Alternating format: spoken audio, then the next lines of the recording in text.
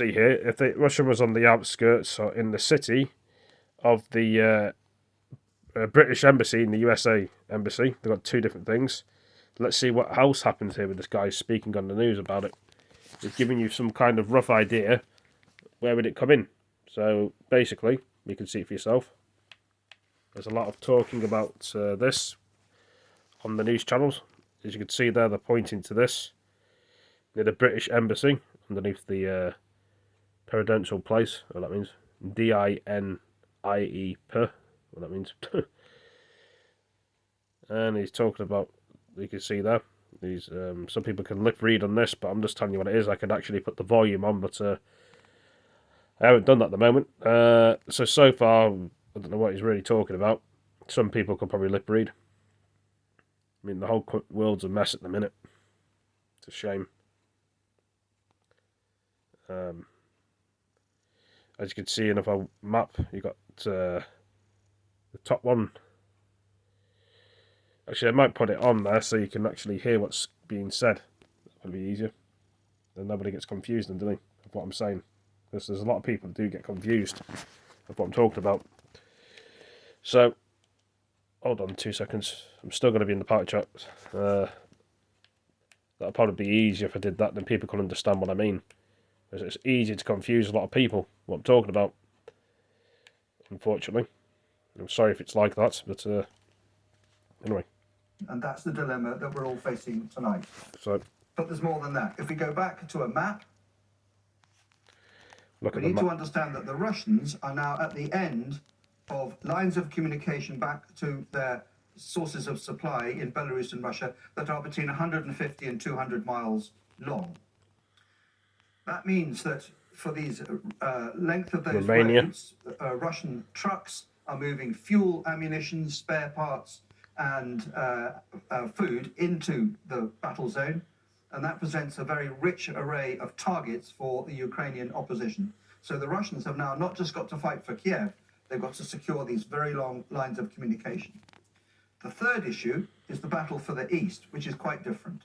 And on this next map, you can see that what we're beginning to understand is President Putin's ambition to carve out territory that would connect Russia through Ukraine to the Black Sea. And maybe he is considering annexing that. Now, the challenge is he probably felt that many of the people in this area were Russian-speaking and would welcome a Russian intervention.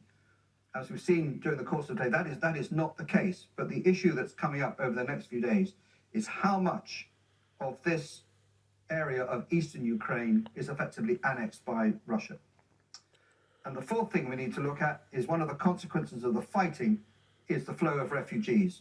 And what we're seeing already are people fleeing mostly Western Ukraine to arrive in NATO countries.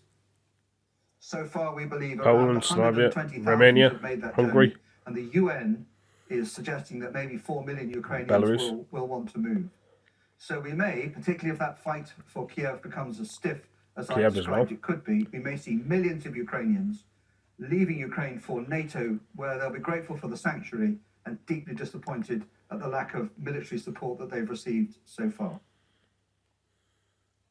Now, Germany has announced that it will send anti-tank weapons and missiles to support Ukraine.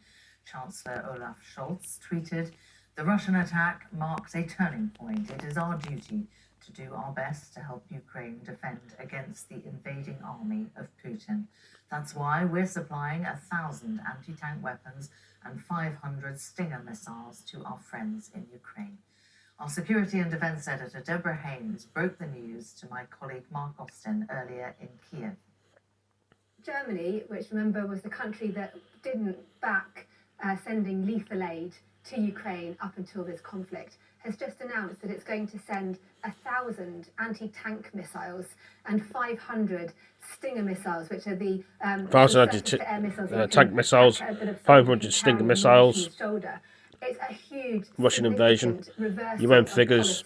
Emergency says 1.200 people have to fare from Ukraine seen Russia launch invasion country earlier this week. It's the single thing that Ukraine needs most And it comes after the Defence protecting Secretary, the the support British Defence Secretary, have been yesterday hosted taking a place conference across the of nations, world about 25 nations there. He spoke to demonstrations 2 others as calling well, for trying to get an everyone to end sort of sign of up Russia's to give military invasion. aid, such as That way. weapons and also medical supplies. And also, the UK has said that it would help with Downing the delivery of Street, these supplies. Remember, this is a war postman zone. It's says not Boris easy just Johnson to get stuff in. speaks into But this is a Ukraine huge president development and by Germany, and leader it also agrees shows that how the Russia's need for actions the here in Ukraine, in internal defiance of community Western to warnings, isolate has done Russia something that since the Cold completely, War has never happened to in allow terms them of permanently, galvanising, really fully, genuinely galvanising the and NATO finally alliance kill to Italy. actually do real action. They did Shows do Owen it at after Roman 2014 in terms of mobilising forces giving more, spending trust more on their treat. defence budgets.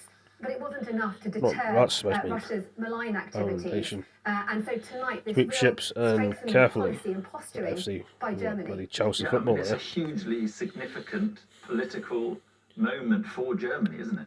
It is. Germany is traditionally, it has got, it has had, Ukraine close president ties will with fight Russia, against taking very, the very country. important economic ties. AZBR, So countries like BAIG, Hungary, Turkey like Italy, presents have all posted members of NATO, regional but talks all with with Russia. slightly different policies towards Russia than, for example, the Baltic states, which are very hawkish, and the UK and the US that have a very strong line about UK and US, can't forget about them. relatively strong line about standing up to Russian threats. So yes, a significant move by Germany. Also, the Ukrainian president said that France too France as said it well. was going to send in weapons. We've heard from Norway. the Netherlands that they're going to be sending in Stinger missiles. This country, the armed forces here, have succeeded in slowing at least the Russian advance. We don't want to overplay it, but we heard from the British Armed Forces Minister this morning saying that Russia has not achieved its objectives. And this is an invading force. It has limited time to be able to achieve those objectives until its supplies run out.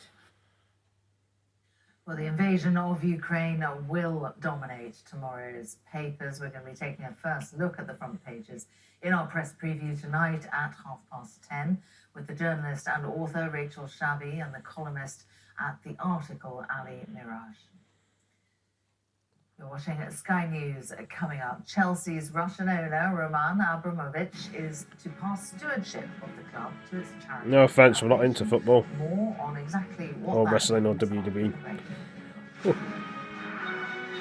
This news channel.